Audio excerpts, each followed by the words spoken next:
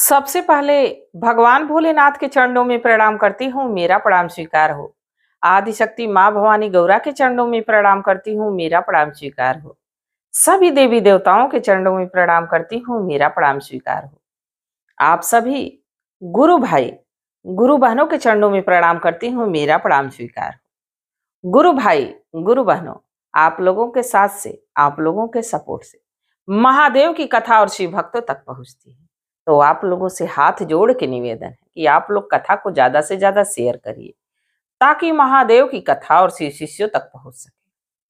अगर जो आप लोग चैनल पे नए हैं तो चैनल को सब्सक्राइब कर लीजिए ताकि जो भी वीडियो पड़े, जो कथा पड़े, वो आप लोगों तक आसानी से पहुंचे। कमेंट में महादेव का नाम जरूर लिखिए। महादेव का नाम लिखने से, बोलने से सारे कष्ट दूर हो जाते हैं। और आज जो कथा मैं आप लोगों को सुनाने जा रही हूँ, एक ऐसी दुखियारी माँ की। देखिए, माँ जैसा रिश्ता जीवन में दोबारा नहीं मिलता है, सिर्फ एक बार। माँ एक ही होती है और माँ की उपमा कोई ऋषि मुनि, कोई तपस्वी, कोई नहीं दे पाया। यहां तक कि स्वयं भगवान भी नहीं दे पाए। माँ के तो सब सदा ऋण ही रहते हैं। कुछ भी कर लो, माँ का ऋण कभी चुकाया नहीं जा सकता। माँ एक ऐसा शब्द है जिसको बोलने मात्र से पूरे शरीर के रोम रोम प्रफुल्लित हो जाते हैं, खुश हो जाते हैं। माँ, जब बच्चा जन्म लेता है तो पहला शब्द माँ, माँ ही आता है। माँ वो है जो अपने बच्चों के लिए कुछ भी परिश्रम करना पड़ता है, करती है। बच्चे लाख उस पे दोष देते रहे माँ का, अपनी माँ को बुरा भला कहते रहे, पर माँ कभी टूट के अपने बच्चों को बद्दुआ नहीं देती है। वो तब भी दुआ ही देती है कि हमारे बच्चे जहां रहे सुखी रहे, खुशहाल रहे। हमारे बीच जो हम बच्चों को सीख देंगे वही हमारे बच्चे सीखेंगे। माँ किसी की बुजुर्ग हो जाती है तो लोग ये कहते हैं कि अरे बिना काम के काम, कौन इनकी देख रेख करेगा। अरे ये सोचिए कि जब आप असहाय थे, जब आप जन्म लिए, तो माँ अपने गीले में सो के आपको सूखे में सुलाई, अपने भोजन ना करके आपके भोजन के बारे में सोची, अपना दिन रात एक करके आपको पढ़ाई लिखाई, आपको इस लायक बनाई। और उस माँ की लोग अवहेलना करते हैं। उस माँ को बहुत लोग ऐसे हैं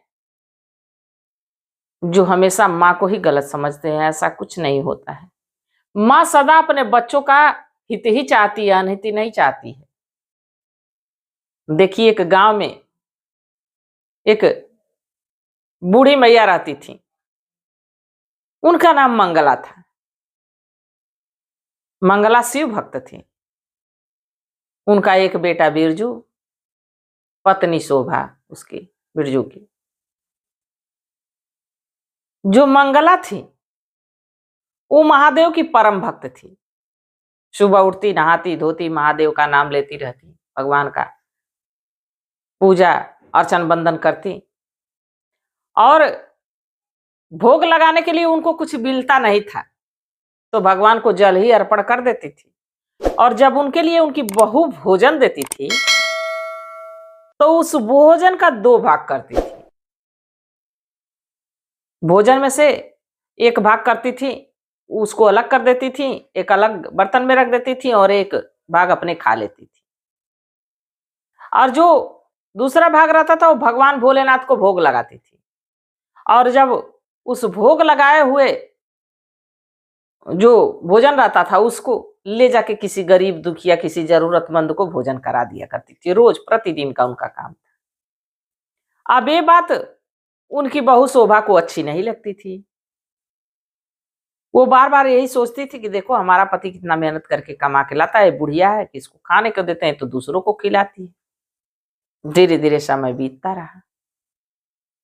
एक दिन शोभा को रह नहीं गया, गई तो कही कि माँ जी, आपको भोजन दिया जाता है अपने खाने के लिए, और मैं देखती हूँ कि आज आप रोज 2 हिस्सा करती हैं, एक हिस्सा अपने खाते हैं, एक हिस्सा ले जाके लोगों को बांट के खिलाती हैं। तो मंगला कहीं कि बिटिया ऐसा है कि मैं वो भगवान भोलेनाथ का हिस्सा निकालती हूँ और उस प्रसाद को ले जाके जरूरतमंद भूखे दुखों में खिलाती हूँ कि उनका भी पेट भर जाए। तो कही कि इतना खाना बर्बाद क्यों करती है, इतना भोजन बर्बाद क्यों करती है, हमारा पति इतना मेहनत से कमाता है और आपको हम भोजन देते हैं तो आप आधा दूसरों को खिलाती हैं। मंगला कही कि बिटिया मैं अपने हिस्से का खिलाती हूँ। तो कही कि जब आपका आधा ही में भर जाता है तो कल से आपको आधा ही भोजन मिलेगा, आधी ही रोटी मिलेगी। जब आपको आधा भोजन दूसरों को ही करा देना है तो आपको उतना ही मिलेगा जितना आप आधा लेती हैं, उतना ही। अब मंगला क्या करे, कही ठीक है। अगले दिन अब जितना भोजन देती थी उसका ठीक आधा बहु भोजन अब मंगला को देने लगी। मंगला उस भोजन में से भी आधा करके एक किनारे और आधा अपने खा के सोती थी। पेट तो भरता नहीं था और जो आधा निकालती थी वो ले जाके किसी गरीब दुखिया को अपना खिलाती रहती थी। धीरे धीरे समय बीतने लगा। तो जो मंगला का बेटा बिरजू था, कभी नौकरी उसको काम मिलता, कभी नहीं मिलता, प्राइवेट नौकरी करता, कहीं मिलती कहीं नहीं मिलती। धीरे धीरे समय बीत रहा था। एक दिन इसी तरह शिवरात्रि का समय आया। शिवरात्रि का समय आया तो मंगला अपनी बहू शोभा के पास गई, कही कि बिटिया अगर जो थोड़ा सा आटा दे देती तो भगवान के लिए मैं कुछ भोग बना देती, चढ़ा देती। शोभा कही कि ऐसा घर में एक चुटकी आटा नहीं, राशन एक चुटकी नहीं है, और आप भगवान को भोग लगाने की बात कर रही हैं या खुद के खाने के लिए नहीं।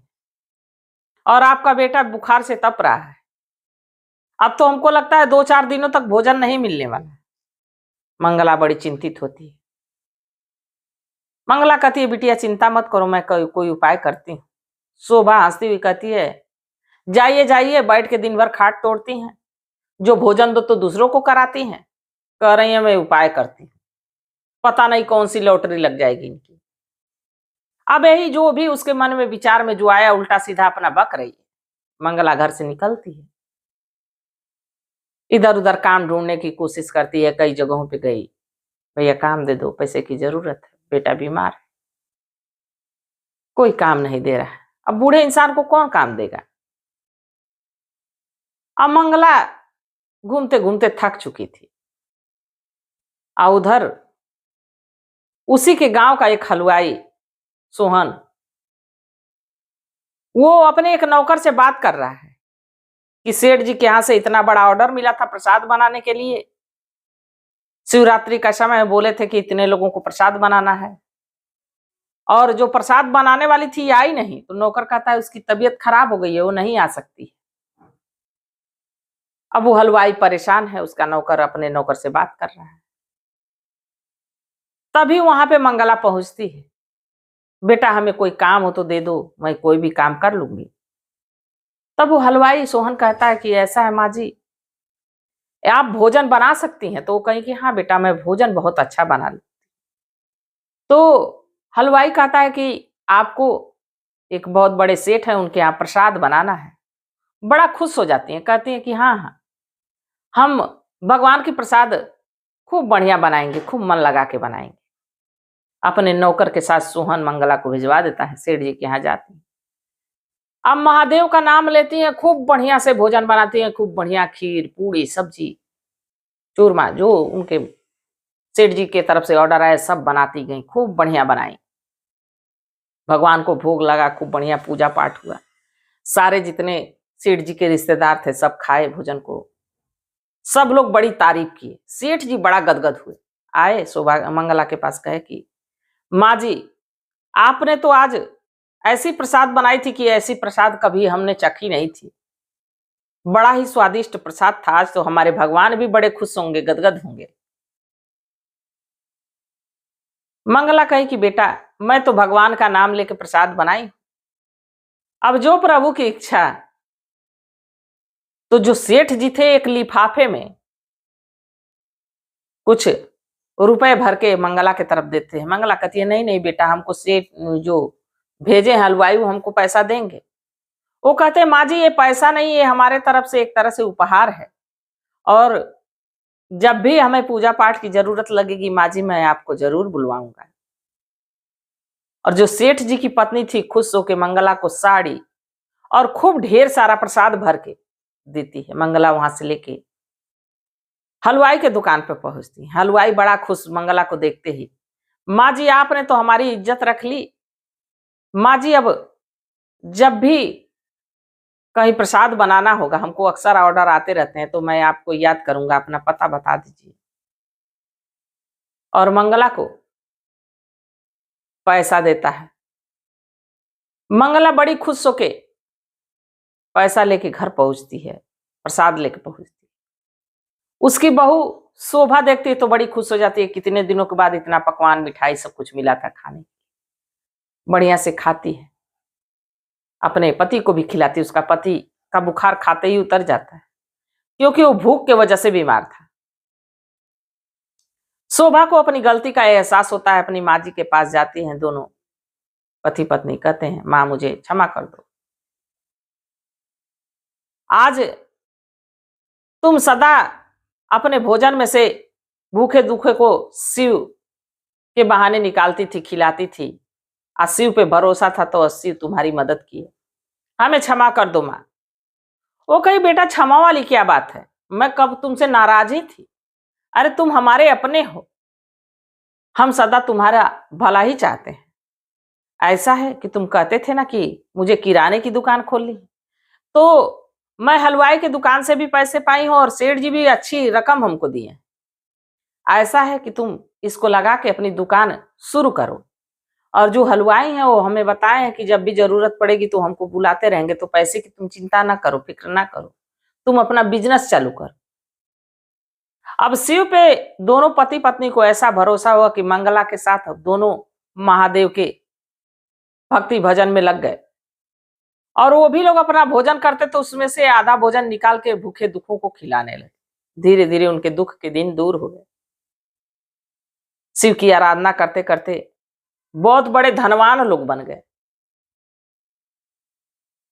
तो माँ का आशीर्वाद जिसके सर पे हो उसको किसी और की आशीर्वाद की जरूरत नहीं है। माँ का आशीर्वाद ऐसा होता है कि आपको कहां से कहां पहुंचा देगा।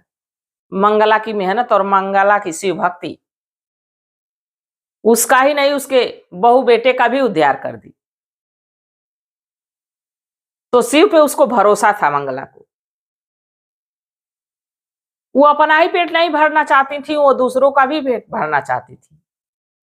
और हम लोग को भी ऐसा सोचना चाहिए कि हम लोग स्वयं के लिए तो जो कर रहे हैं, पर कुछ दूसरों के लिए भी करना चाहिए। और जब हम दूसरों पे दया करना शुरू कर देंगे तो महादेव हमारे पे स्वयं दया करेंगे। तो गुरु भाई गुरु बहनों, आप लोगों को कथा कैसी लगी जरूर बताइएगा। मैं भी महादेव से यही प्रार्थना करती हूँ कि हे भोलेनाथ, हे शिव गुरु, सभी गुरु भाई सभी गुरु बहनों पे अपनी दया दृष्टि बनाए रखिएगा। इसी कामना के साथ हर हर महादेव।